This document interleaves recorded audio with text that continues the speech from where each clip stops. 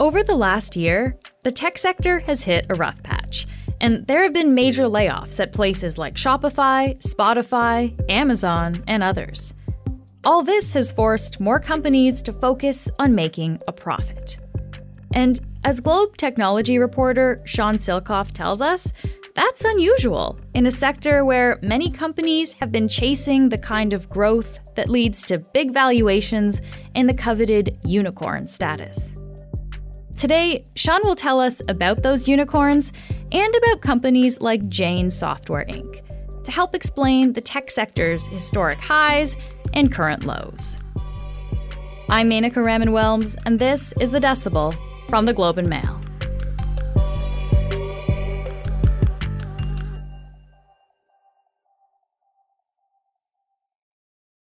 Sean, it's great to have you on the podcast. Thanks for being here.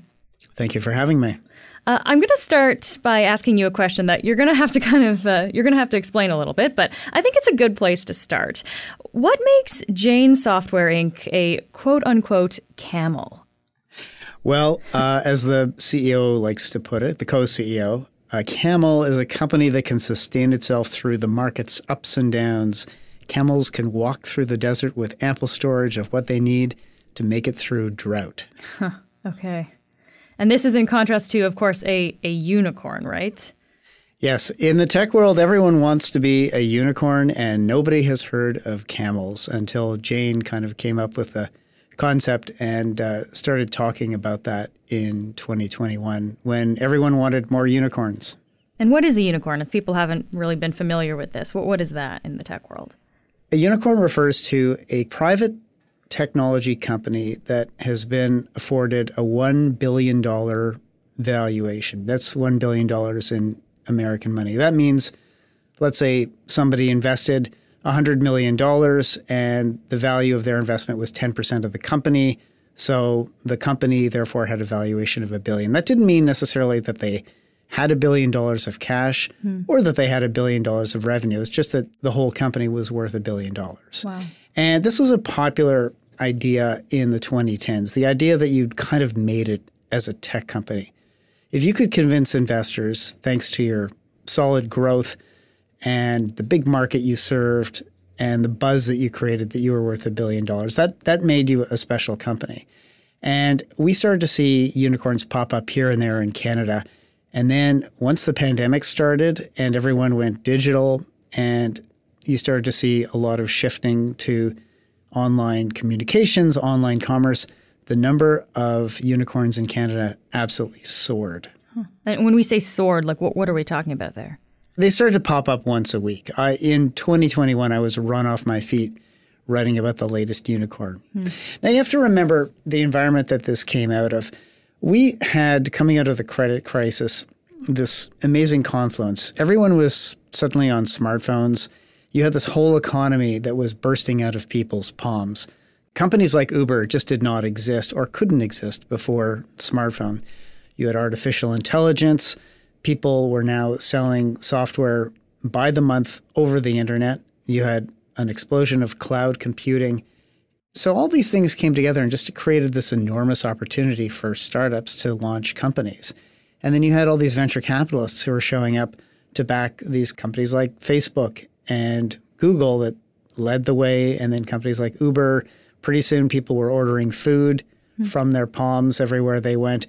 And you had this enormous surge of companies in America and Canada as well. Okay. Well, this is really interesting context then. So this is kind of where the unicorns come from. And let's figure out where Jane comes in then. So what does the company do? What does Jane do? Who founded it? Can you give us some information about this company? So this company starts with a classic story of an entrepreneur with a problem they're trying to solve. A woman named Allison Taylor had a clinic.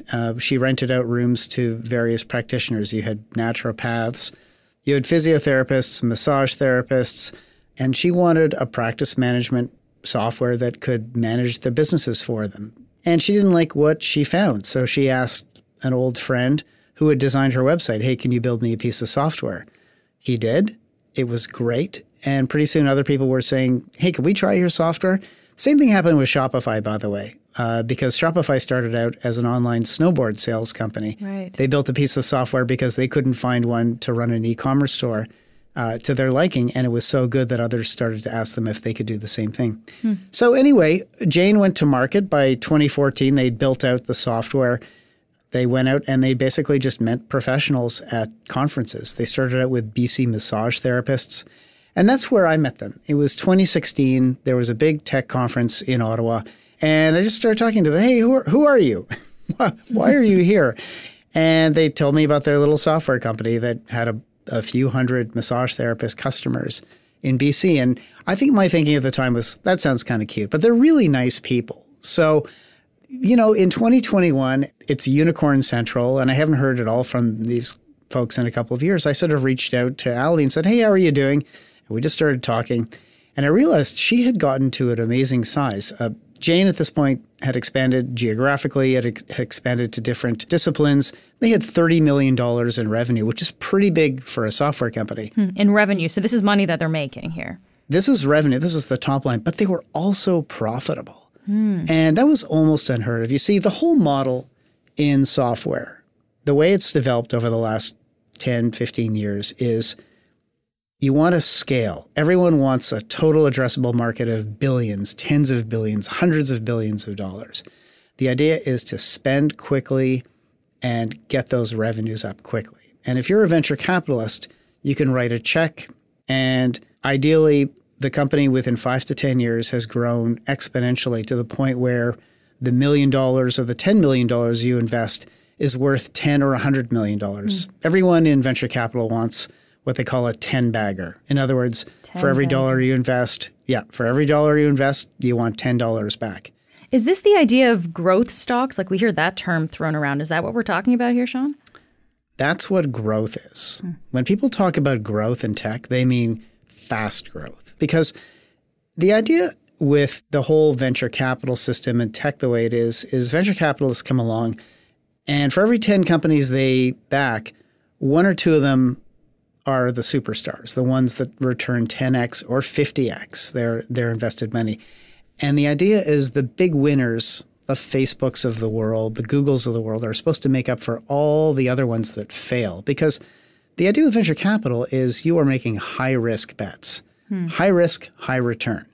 Why is this so popular in tech specifically, though? Why is this the sector that we see this in? The thing about tech and software specifically is that you can double and triple your sales, but you don't have to build a new plant. You don't have to secure more metal. You don't have to source new batteries for that. Tech is software. Software is code. Code is easy to replicate. I want to ask you about something you said a little while ago, Sean, about how Jane was unique because it actually was turning a profit. And in the tech sector, that's actually something that's special, which is kind of amazing to think about. Because, I think that when you found a company and you're taking millions of dollars in investment without actually focusing on profitability, that seems almost counterintuitive. Like, founders have to pay back investors, don't they? Why not focus on profitability? Well, here's the difference between Jane and tech companies. First of all, Jane didn't start out as a tech company. It didn't really think of itself as a tech company. It thought of itself as a small business. So Jane was not trying to build a tech business. It was trying to build a business, a small business. They have their revenue, and that's what they can pay for things with. And at the end of the month, at the end of the year, whatever's left over is profit.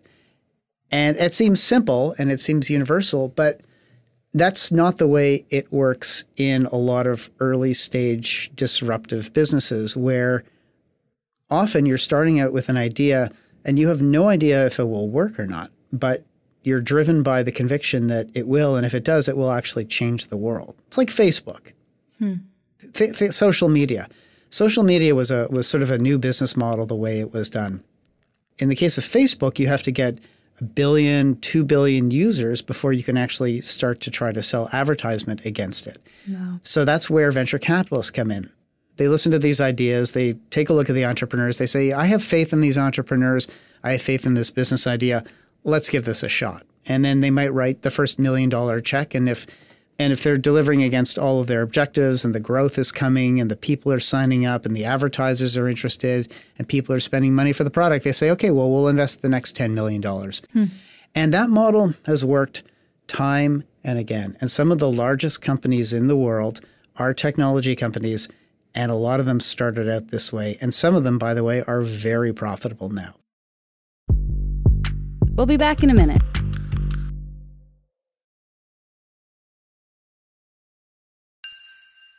Let's talk a little bit about the tech sector kind of on a bigger level here, Sean. We've gone over this a little bit in previous episodes on The Decibel with our colleagues Timur Durrani and Tim Kolatz. But I guess just to remind us here, could you give us a quick assessment of what's happening in the tech sector right now? Well, we've just come through a very difficult 2022. Things really started in late 2021, and inflation began skyrocketing across the board. People started to worry that that was going to mean interest rates would start going up as well to get that inflation under control. And sure enough, they did, of course. Yes. And that happened last year. Exactly. And what happens when interest rates go up? It starts to put a damper on the economy.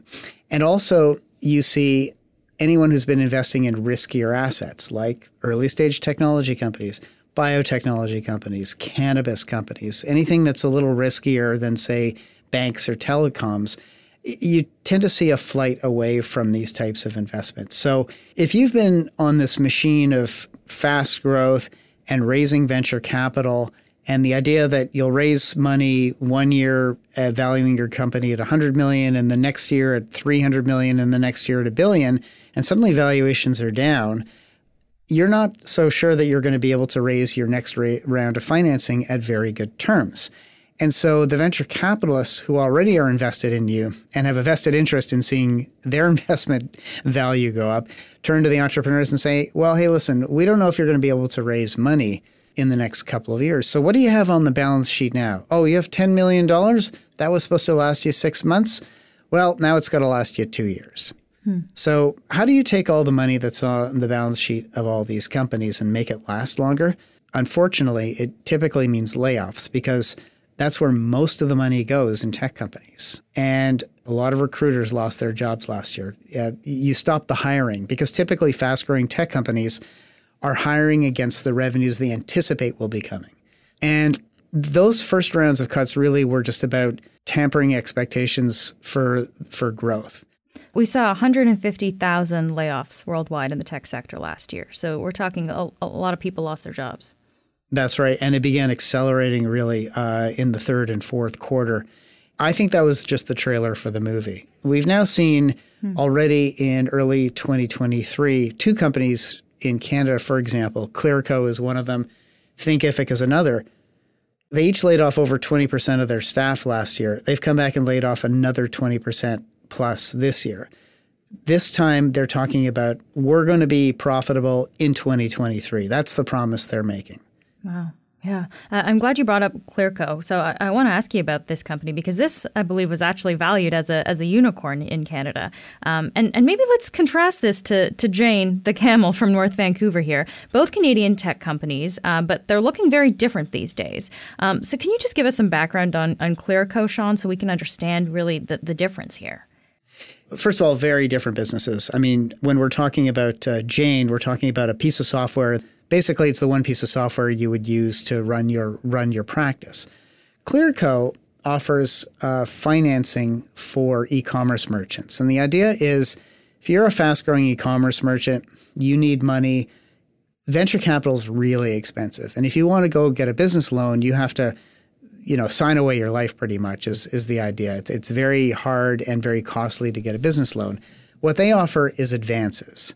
And the idea was that you could go online and give them access to your bank account and your Facebook advertising account.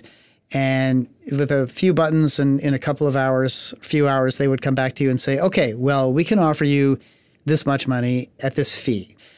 So that's what they were doing, and they were doing particularly well at it, and they expanded quickly. They weren't profitable. They hired a lot. They were getting into different geographic areas. They were starting to offer different types of financing products. They wanted and fun fact, their CEO is a Dragon on Dragon's Den, of course. Oh, yes, too, right? We forgot to mention that. Yeah. Their CEO is one of the most well-known CEOs in Canada, Michelle Romanow. She's a star of Dragon's Den. She's built and sold a few different businesses, and she was the CEO of this company. So, okay, 2021 comes along. There's a big shift to online spending, and suddenly they have a lot of demand for their product from all these e-commerce entrepreneurs who are doing really well. They become one of these hot companies. So they went out and they raised money at a big valuation, and they became one of the unicorns. And then things start to turn south, because what happens when interest rates are going up is their cost of capital goes up. And so they have to charge their customers more.